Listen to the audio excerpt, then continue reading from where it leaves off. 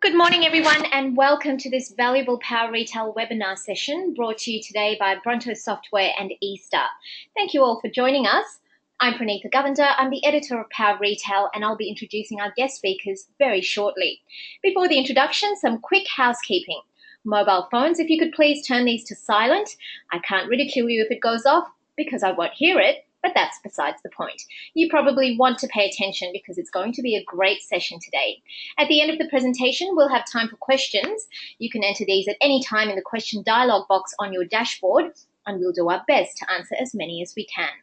We've got a big session ahead this morning, so get comfortable. Consumer behaviour is changing, and with these changes comes increased expectations of retailers.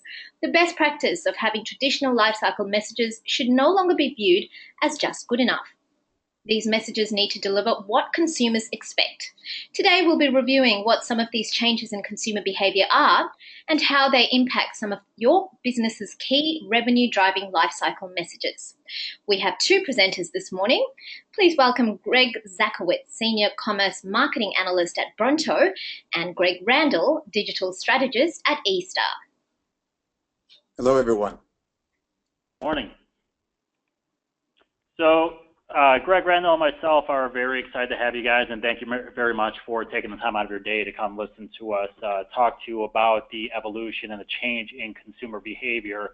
And that's exactly what we're going to look at, right? If consumer behavior is changing, we should be looking at traditional best practices and things that have worked and been tried and true in the industry, and say if consumers are changing, our strategies should be changing alongside those, along with those. So we're going to look at kind of everyday best practices, specifically around welcome series strategies, because that is the first touch, that onboarding experience that customers will have with your brand, and cart abandonment emails, because they are so profitable. They will likely be the most profitable emails that you send out. But beyond just looking at emails themselves, we should be looking at what happens after they click through and hit the landing pages, especially with cart abandonment and some of those traditional changes in the industry. And then we'll wrap up with some adjustments to lifecycle messages that you can apply for the seasonality as well. So you have two Gregs for the price of none today, which is sound to be exciting. But you know, who are the Gregs? So Greg Zakowicz, myself, work for Bronto Software, which we have over 1,400 brands worldwide. Been 14 years old, acquired by NetSuite in 2015. We're sending over, as you can see, 20 billion emails per year. And we have offices in the States here, Durham, North Carolina, which is where I am, London, Sydney, New York, and Los Angeles as well. So my particular job is to stay abreast of industry trends, right, and present on those trends themselves.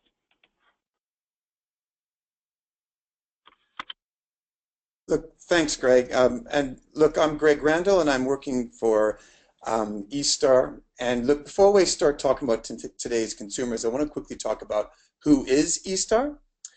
And look, eStar is a feature-rich enterprise e-commerce platform, and it's been powering retailers since 1998. Today it powers some of the largest retailers both in Australia and New Zealand, and currently facilitates over $400 million in revenue annually.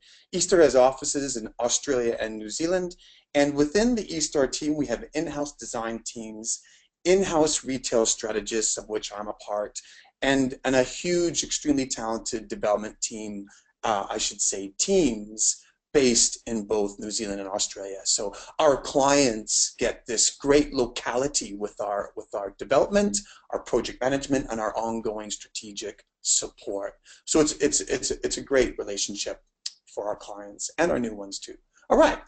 So look, we're talking about the consumer behavior impacts and your life cycle messaging strategy. And before we start getting into that, and with Greg Z from Bronto talking more about how the emails contribute to that, I think it's really important that we first touch on today's consumers.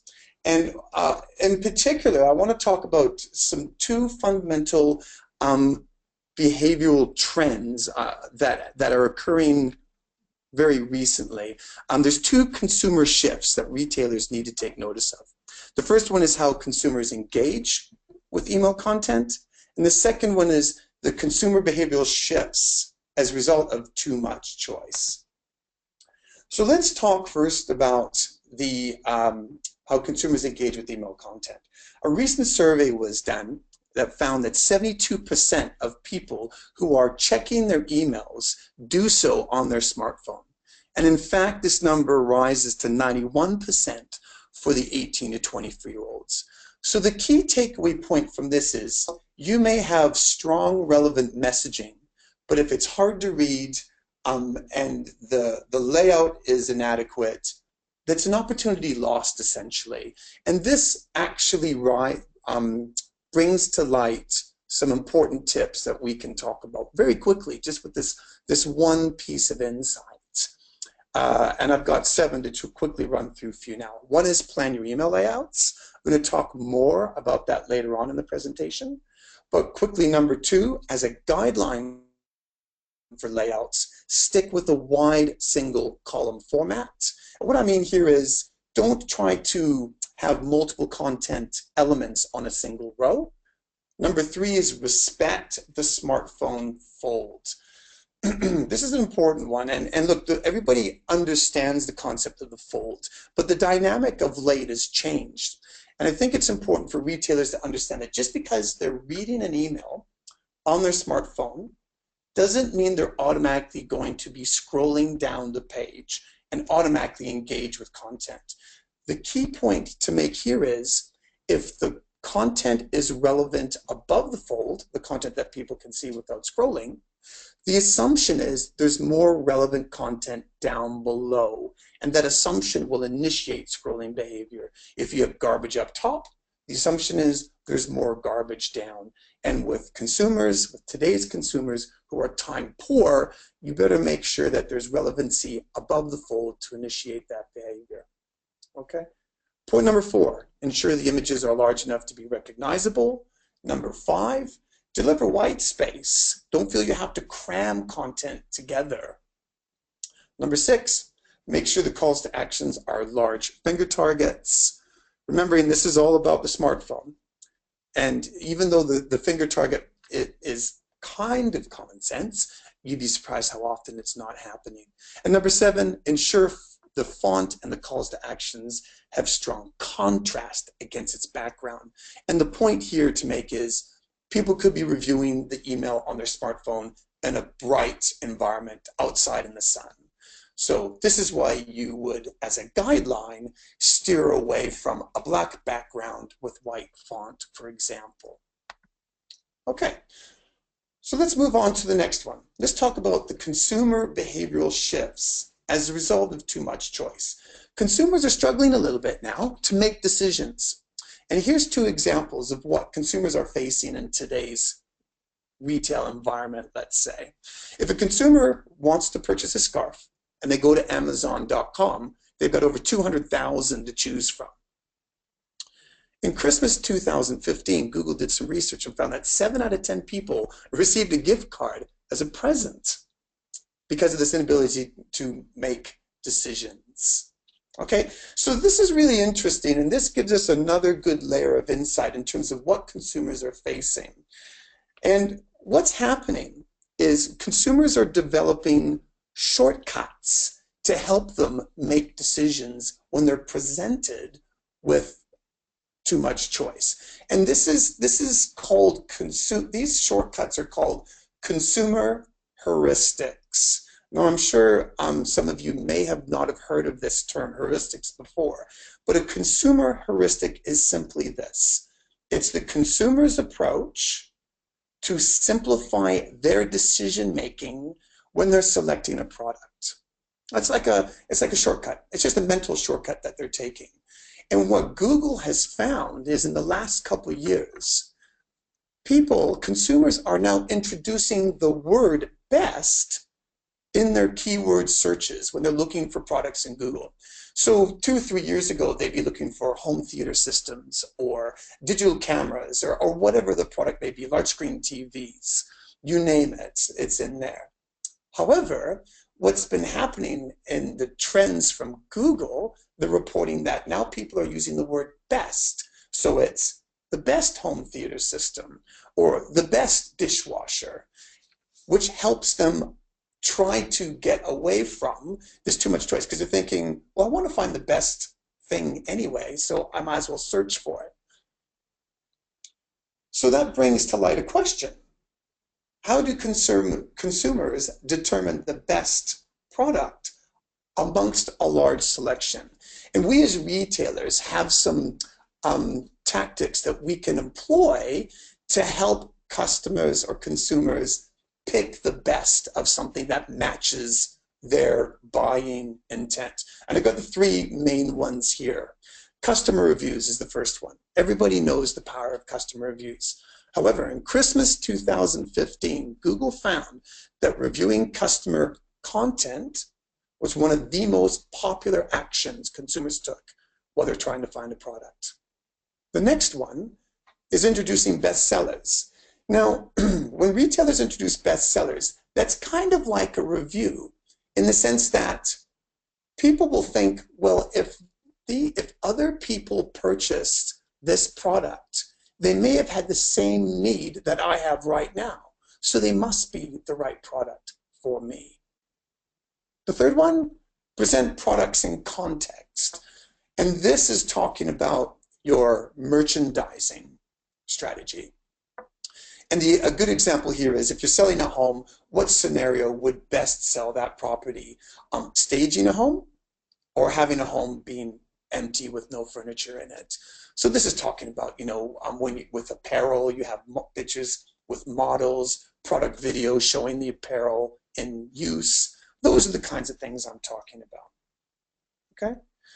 So look, what I'm going to do now is I'm going to stop now and hand it back to Greg Z from Bronto. But I'm going to come back later on in this presentation and talk about cart abandonment emails and how these heuristics can contribute to making these emails a very powerful opportunity for retailers. Greg, back to you. So we've seen some of the things that Greg laid out for how consumers are viewing and shopping for different products. And of course, we're not all Amazon on the call today. So what we look at generally are these lifecycle messages that help us differentiate from store A to store B. We want to make sure that people are going to shop with us and not someone else. But there needs to be some sort of purchasing decision that goes into that. And that's where lifecycle messages come in, from welcome series, the post-purchase, the cart abandonment. You also have promotional messages that come into play here. And this is really where segmentation comes in, product recommendations. The goal is to take data consumers expect relevant content with them, whether they're on a website, in reviews, or via email.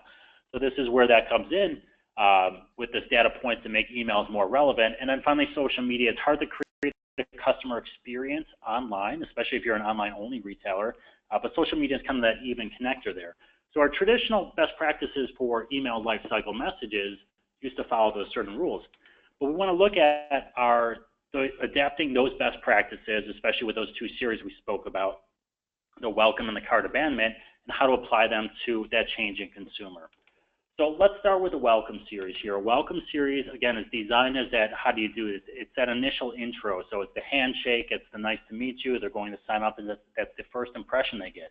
The welcome series, so message 2, 3, 4, 5, however many you may have, is really designed to reinforce your brand values and build consumer confidence, hopefully to the point of driving the purchase.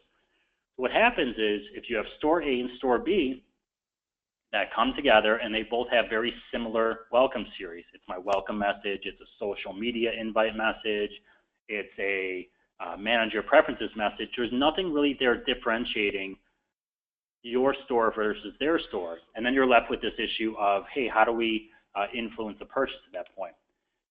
So what we have here is the typical conversation that happens when you're planning out a welcome series. How many messages do we send? What types of messages do we send? And how often do we send those messages? And the two most common messages you'll find in a welcome series are just that, the social invite message and the managed preference messages. Well, they may be good for collecting data and introducing additional touch points, but they're not necessarily great at differentiating your brand that much. And what you wind up with something like this. It's a well-done welcome message, short to the point, bullet points, but it's doing everything it should do, but it's not really differentiating the brand at that point. So if you go through those traditional questions, say, hey, how many messages do we send? What do we put in the messages? You may wind up with something like this: your traditional welcome, your social invite message, And then your last two messages, which in this case do a really good job at setting value adds, but there's a little too much text in there for the mobile-friendly environment now. So while this is good, you may have their competitor or multitude of competitors sending a very similar welcome series. And what happens is when that consumer wants to buy, they either the next day figure out, hey, which email am I going back to? And it might just be a flip of a coin, or they might just go and shop somewhere else altogether because there's nothing memorable about it. So instead, we could take something like this and convert a welcome message into something like this. Now, this may be a very extreme version of the message. You're probably not having something with alpacas or sharks with laser beams attached to them shooting out for your general customers. Obviously, it depends on what you sell. But for this brand, it strikes true to the emotion of their general consumer. The goal here and the point I'm trying to make is with that welcome message, as opposed to just introducing and reinforcing your brand, you can do that in a way that you're memorable, in a way that you step out of your comfort zone and step out of that box a little bit to be a little bit different. Doesn't mean you need to go to this extreme, but think about how if you get you versus your competitor, the next day someone goes back to those emails and says, hey, which email am I going to open with, and hopefully click and convert through. Give them a reason to choose your message versus other things. When you're building out the rest of the series, there's two things that you can consider to really make your welcome series more relevant to the consumer and really guide them down the purchase funnel. And that's the source of the acquisition and the behavior of the user who actually signs up. So in this instance, if we look at the source of the acquisition, you can see in this example, we're looking at breadcrumbs in the upper left, a men's fitness category, and right in the middle, I've got my sign up for the email program there. Well, that's great for a general user who might be browsing, but what if you have two people browsing a very similar category, but with different breadcrumbs? In this case, we're gender specific. One's a men and one's a women. What this allows you to do is if you can capture the source of the sign up, it allows you to customize that welcome message a little bit more. Now you can customize it a lot or you can customize it a little, but knowing just that little piece of info can allow you to do something like this. You have really the same welcome message with the same call to action, but in this case, you have different graphics, you have different verbiage, you have different push points you're trying to get across based on who your actual audience is. In this case, we're going to show a few different men's products, but we're only going to show one women's product. You know, you can test to figure out what's going to work best for you. Now, this is a very simplistic example of what you can do to more customize these messages. But from an initial onset, if I'm a man shopping at a mixed gender fashion retailer and I get a female version of a welcome message, it's not as relevant to me. Now, I may still be shopping for my significant other or for my wife, whatever it might be, but it's less relevant. In this case, you're doing something very simple to make it more relevant. Now, what you can do with that acquisition source info is two things. One, if you want to send a welcome series that's dedicated to just that individual thing, and that could be gender, it could be category, it could be really whatever, you can then send a series that targets specifically the source where they came in from. So say men's fitness, the rest of my welcome series is geared around men's fitness messaging, or the product recommendations are around men's fitness. Remember, the important thing here is that at the point that that user is looking at a very specific page of your website, they have decided they want to sign up. They want you to start sending them messages. So there's something on the page that makes you relevant at that point, and capturing it allows you to customize a little bit more. Now, to take it one step further, if you analyze the behavior of the user there, it allows you to do a little bit more. So in this case, we look at a welcome message, which is generic, it's branded, but you can see we have 3 call to actions down there for obviously 3 different main categories that the brand offers, but everyone has a navigation bar in their emails as well. So the 2 highlighted ones are to the same call to action. Being able to run a segment and saying, hey, if a user gets this and they click on XYZ link, in this case, boxing link, we will then send them a boxing specific message to or welcome series altogether. So the same principles as the acquisition source, but you're using their activity behavior to then classify that. Now, you can do this on just a single series basis, or you can do it on a message-to-message basis. Say I set up a men's fitness, I get the welcome message, now I click on boxing, or I click on the women's category. You can say, hey, they signed up when they were viewing men's products, but maybe it was a female who was shopping for their significant other. They're clicking on women or vice versa in the welcome message. Let's show them some women-specific messaging or product recommendations. So consider the source of the acquisition and consider the behavior of the user when they're getting into the email to help that behavior deliver messaging that is immediately more relevant to them. If you get to that point, when you look at yourself versus your competitor who's sending the same welcome series to every person who comes through, hoping it resonates with them, your messaging is that much more spot on, providing a much cleaner and seamless user experience for the new subscriber at that point. The first impression, and it's a very strong impression. Now, hopefully that message drives them to convert, but if not, hopefully you get them at least to the shopping cart at that point. And shopping cart abandonment or basket abandonment kind of falls in the same principle. The conversations you typically have when planning out the series is, hey, how many messages do we send? Commonly 1, 2, or 3. When do we send those messages? 1 hour after abandonment, 12 hours, 7 days, whatever it might be. And do we include an incentive? And if we do, in which message do we put it in?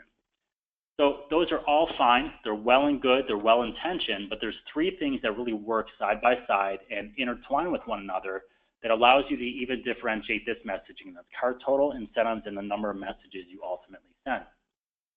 So we'll start with cart total here and look at these 2 products. They're very different products, very different price points, and chances are the user who's shopping for these 2 products have very different motivations for buying the product and very different obstacles to actually purchasing the product. But in this case, most retailers will send something like this. We'll send the product or the abandoned cart message here with some product recommendations in there. Now, it's really not a poorly done message. You can see we have star ratings in here. So going back to Greg Randall's point, people have a lot of trust in the star ratings and the ratings and reviews there. You have an undecided, we can help, great, not a whole lot of text in there. Hey, don't forget free shipping off $35 or more. Now my price point's under $35, so it's actually a very relevant call to action for me. Recommendations, I'll give them a pass. They don't make sense to me. $1,400 TV is probably not what the person who's buying $20 headphones is shopping for. But here's the problem. If I'm shopping for that much more expensive dishwasher, I get the same message. In both cases, it asks me how I can, that they're here to help me. It doesn't really tell me how they can help. Should I be going to the website? Should I be calling a customer service phone number?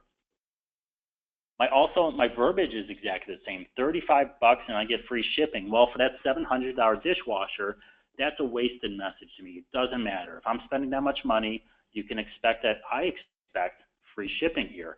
What's a lot more relevant to me on the dishwasher purchase is, do you have hallway services? How about some installation services? What are all these different things that I need to know about? Maybe a customer service number to an appliance expert. I don't know the first thing about dishwashers. When I was shopping for one a month and a half ago, I needed to talk to people to say, hey, what about this? What does this rating mean for quietness? All these different things. And at the end of the day, is $20 the same as $700? And the answer is absolutely not. You're going to have different motivations and obstacles for each of those. So factoring in cart total with your abandoned cart messaging process gives you a lot of options. The 3 options down below here, completely hypothetical. But if I'm under $100, let's only send me 1 reminder message. I'm not going to give you an incentive. We have our second tier. Maybe I'll up the messages here because I have more value to convey to you. If it's over a specific price point or contains specific SKUs or set of SKUs, maybe I have more messaging. I put an incentive in there to try to get you, but it's in the 3rd message. These are all things where, as opposed to just saying, hey, you forgot something in your cart, you could have sent a message that said, hey, you left something in your cart. Do you need help completing your order? Here are our top 5 rated dishwashers, or need to talk through something? Feel free to contact us here. So cart total, very different. There's going to be different value adds to get someone to purchase. It could be return policies. Again, hallway services. Really depends on what your products that you're selling at which price point. Up next is incentives. So we have this change in consumer behavior, and generally in abandoned cart messaging, you have one incentive you give. We'll give you 10%, we'll give you $15, whatever it can be. Think about mixing and matching these discounts. And one of the trends you're seeing across the industry, this is true for Australian clients I've worked with, UK clients, and here in the States, is this rise in self-gifting, especially during the holiday season. So people are buying just as much for themselves as they are for other people. That's why you're seeing that early promotional strategy and people buying early in the season happen. Well, think about how you can use that to your advantage. Set some tier discounts or choose your own discounts based on cart total and therefore an incentive. So if we at 25 and we need to get you over 35, let me make that price, the price break at say $40. So you get free shipping and we'll give you 10% off, whatever it can be. So utilize these to your advantage. And again, completely hypothetical example. If we're 100, let's split test some different incentives to find out what people at that price point are willing and not willing to accept as either offers or no offers whatsoever. So you can split test these and go with different price points to try to figure out what your audience is going to respond to. This will help you not only in abandoned cart messaging, but also regular promotional messaging or different incentives in different lifecycle messaging strategy as well. And then finally, the number of messages. So the common question is typically, do we send one message, two messages, or three messages? And if three messages, you build out that series, maybe the incentive is hidden in the third message, you may see results like this, which are fairly typical: high open rates, click conversion rates, revenue per email, significantly higher than your average revenue per email. And this particular client, 11 cents for a promotional message. Their worst performing here is 209. So high volume messages. But we have this immediate impression that there is a cliff once you get to this point. It's someone walking to a cliff, taking a look and saying, oh, there's a big gap there. Let me turn left or let me turn right. I'm going to change my focus and do something else. The fact is, someone's going to come along and say, hey, how about I just build a bridge right over this thing and I'll get there a lot quicker. And that's what happens with cart abandonment messages. Clients that send 4, 5, 6, 7 messages, probably won't send 7, but you get the point here. There's not that cliff present. If you look at things like this, the conversion rate of message 4 is higher than the conversion rate of message 3. The one thing to think about with additional messaging is you are going to send that contact a message anyways. It's going to be a promotional message, whether it's segmented or just a batch and blast message. You're better off making that message more targeted to them, more relevant to them, and it allows you to kind of set up your messaging where if you have 4 messages going, maybe message 3 is just a value add message or a customer service theme message versus a promotion message. So don't be scared to push the boundaries of your traditional best practices and do something that your competitors aren't. Be bold, be different, be memorable, but do it in a smart and relevant way. So regardless of the your automation platform, you should be able to implement these and put this logic into your actually abandonment or other lifecycle messaging series. We can certainly do it Bronto here, but certain things to think about from that perspective. So I'm going to turn it back over to Greg. I told you about what to do from a strategy perspective on your actual emails, but what happens when they click through the emails or they get the email themselves? And Greg will give you a little insight into that. Yeah, great. Thanks, Greg. Look, some great insight and some great guidance there. And I'd like to take what Greg from Bronto has basically presented to you and just work that into this next conversation, which is about cart abandonment landing pages. So before I start, though, let's be clear. The cart abandonment landing page is the email itself. And the reason why this is an important point to make is because many retailers have constraints around their cart process, and to be able to craft these elegant series of messages, it really needs to be done on a Bronto software, for lack of a better word. It's really where it needs to live. So let's talk about this and taking Greg's key points out of that. It is all about getting the action that the retailer wants people to take. But we need to take a step back for a second. And if we get the content recipe right and the layout right for the right screen, there is an enormous opportunity. But we need to think about it as, what content must we present to pull people back? Because you have to remember that they left for a reason. And this is why I've pulled together this slide here to show what are some of the most common reasons as to why people are leaving. We need this context to help us understand what the right content recipes are. So, and I should also mention that these statistics are only 3 or 4 weeks old. They're very new. So it's really good to get this update on what's happening with consumer behaviorisms around cart abandonments. 34% are just looking, or they're researching, so they could be in early stage buying mode. The next one, 23%, issues with shipping. It could be cost or time. I think this is an important one, though, and don't just assume that when 23% are leaving because of cost or time, it's not necessarily the cost is too high or the delivery time is too long. It's more about it's not being presented at the cart step. The next one, 18%, want to do some comparison. They think maybe the price is too high. 15% are going to go buy the item in store, which is a great thing. 6% there's payment issues or lack of payment options, and 4% technical issues. Okay, so that gives us some more context, and that helps us build what I call this content recipe for great cart abandonment emails.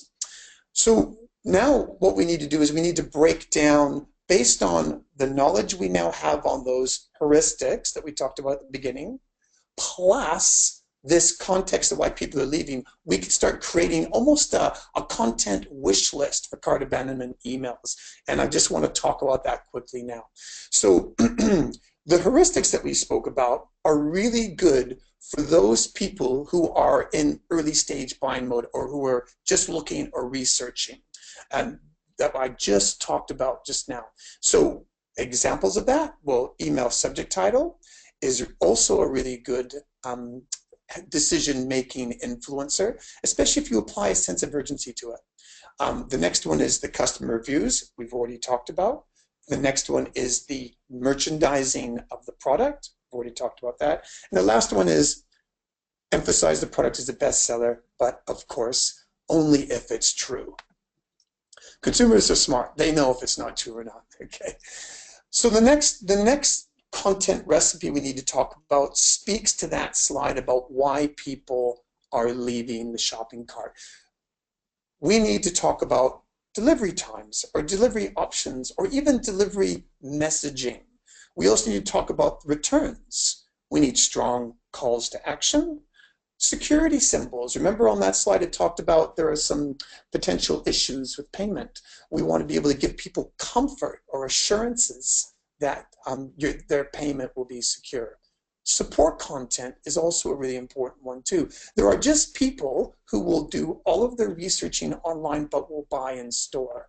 And there's a large audience like that. And to have a phone number or a way to reach out to retailers is another device that helps with cart abandonment emails. So now you're thinking, oh my gosh, there's a lot of content here we need to pull together, and how can I elegantly present this both on a desktop and, more importantly, as we now know, smartphone screens? Well, I think what we need to do is we need to just quickly look at the hierarchy, is what I call it, this content hierarchy in terms of the most important or what should be placed at the top of the email and cascading downwards. And these are my recommendations on how to structure or build a content hierarchy. So you've got the brand at the top, which of course is really important. Greg from Bronto had a good example in one of his earlier emails where he showed the main navigation presented in the header, also really important. Present an introduction in your brand voice, but make sure that that intro is really concise. Call to action, ideally above the fold. The product that you're trying to sell, of course. The heuristic content in whatever form it takes and whatever form of content that you have access to, of course. Then we have the delivery, return, support content, and the security content.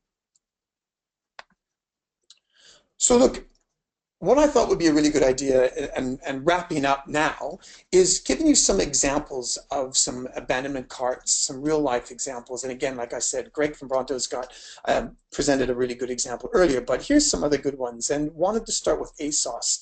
And we've already seen ASOS earlier in this presentation, but this is their good example of one of their cart abandonment emails. And look, these examples aren't going to have the entire content recipe, but they definitely have highlights of which I want to point out. With ASOS, you've got the don't forget about me, which is in their brand voice, absolutely.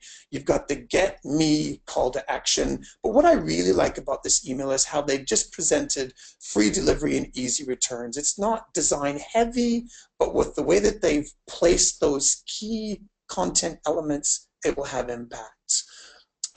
Greg from Bronto also talked about the power of incentives, and the cart abandonment email on the far right of this slide is an example of a retailer utilizing incentives to initiate action.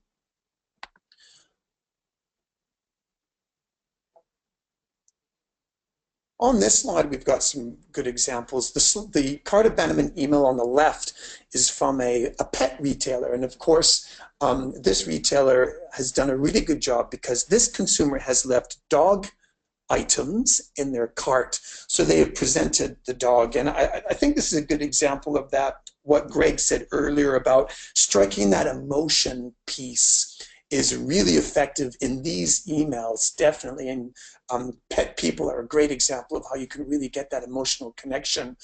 The black milk cart abandonment email, the one in the middle, I really like this one.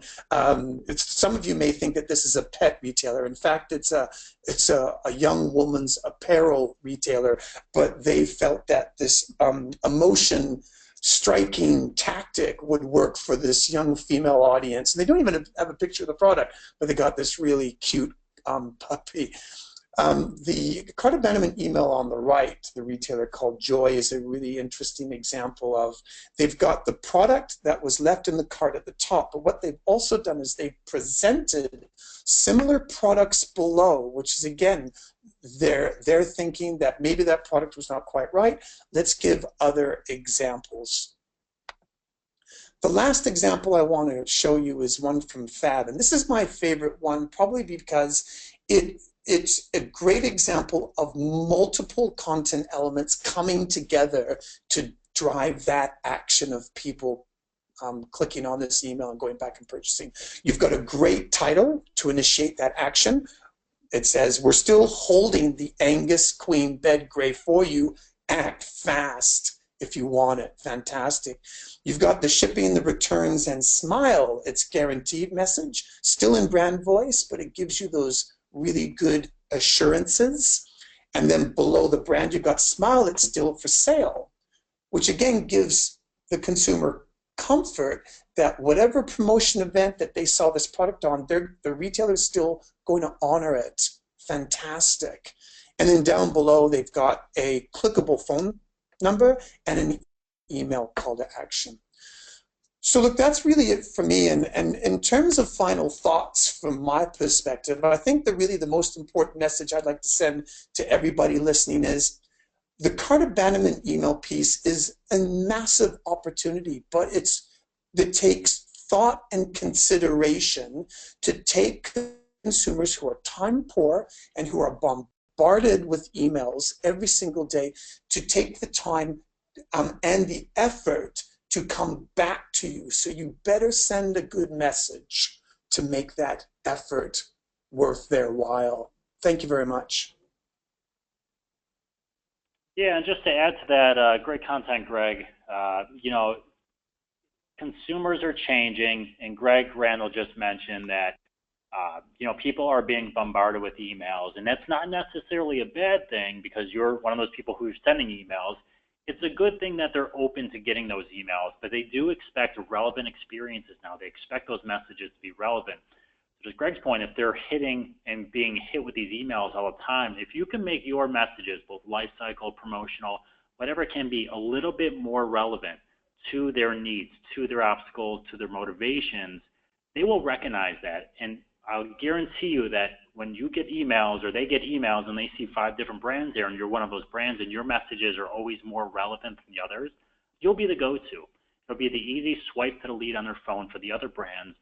So the way you do that is to question those best practices. There's still best practices, they'll still work, but people are smart and they're savvy and they're catching up with this. So think about ways to make that relevancy happen, to be memorable, and to really speak your customer's voice. And if you do that, you'll be extremely successful with your email program. So at this point, thank you very much for taking the time to listen to us. I think we have time for some questions now. So we'll turn it over and hopefully you guys have some good ones for us.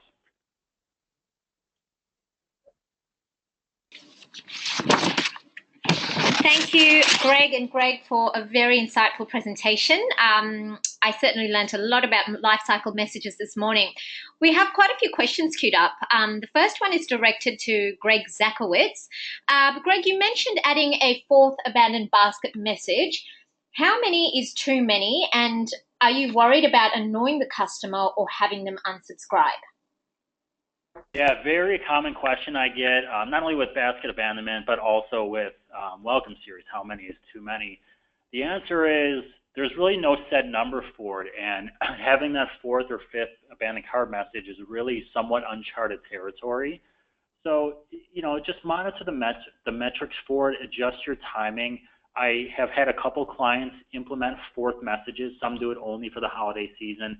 Some started with the holiday season and kept it year round because of the success they saw with it. So when you do it, again, look at the metrics, make sure the unsubscribe rate's not going up, make sure those complaint rates aren't going up. They're well within your normal range, if not even lower. But always keep in mind, if you're going to send them a promotional message anyways, I'd rather send them a more relevant abandoned cart message versus a promotional batch and blast message. It's going to speak to the consumer more. So there's really no answer for you, which is a bad answer to give, but experiment with it. And if you're cautious, just start a little slow. Add the fourth one. You can always add a fifth or just kind of adjust the timing of the fourth. My guess is you're probably not going to touch anything over 5, and 4 will probably be, if you have more than 3, the number you settle with. I have another question here. This one is for Greg Randall. What is the cart abandonment rate these days, and is it across all retail types? And also, how big a problem is this? Yeah, so first off, it does vary. But if we're to look at generally across retail, it varies between 60 and 80%, and this is why it's such a big opportunity. IBM did a study not too long ago and found that department store retailers in America, on average, was their shopping cart conversion rate was under 25%. So, and this is where the opportunity is. Now, travel sites will have a higher abandonment rate because you just have this price comparison culture with travel. But across the board in retail, it's between 60 and 80%. Excellent. I've got another question here for Greg Zakowicz. With regard to the welcome series, how many messages is the right number? So this is a very similar question I mentioned before, welcome series and cart abandonment. Two questions I get often. So same number, or the same answer, I guess, with the cart abandonment is there is no right answer. Traditionally, what I see is you'll find that 3 or 4 messages in a welcome series is common and efficient enough to get your messaging across.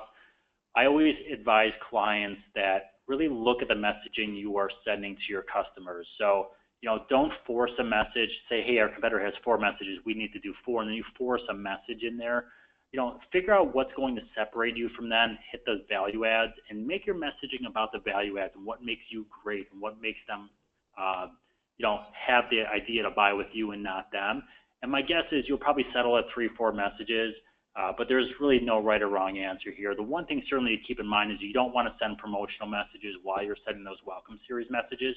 You want those automated messages to do their job. They're speaking to someone at a very specific stage of their interaction with you. So if you have, say, 7 different messages sending every 2 days, you're now looking at 12 days before they get a marketing message. That may be too long because you want to strike while the iron's hot. So 3 probably works better for you in that case, but just don't force the messaging. Figure out what works best for you, and my guess is you'll probably settle around 3 or 4. Okay, well, thanks to everyone for joining this insightful and valuable webinar. That's all the time we have for questions today. Thank you also to both the Gregs this morning for presenting the webinar. Just a bit of housekeeping. This video will be available soon offline for those who want access to it or miss the webinar as well. Please sign up to our newsletter if you haven't already for any upcoming webinars that could be of help to you and your business at www.powerretail.com.au. I'm signing out now. I hope you all have a lovely day.